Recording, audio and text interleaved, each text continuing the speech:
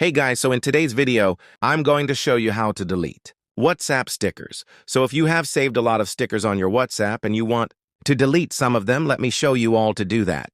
The first thing you need to do is open your WhatsApp, and you need to open any chat on your WhatsApp. Once you have done that, click for your keyboard, and you need to switch to sticker. So you can also do this on your Android device. Once you switch to Stick Fast, you are going to see this sticker option right here. So I think these are the M or like that, so just select stickers and I would see them right here.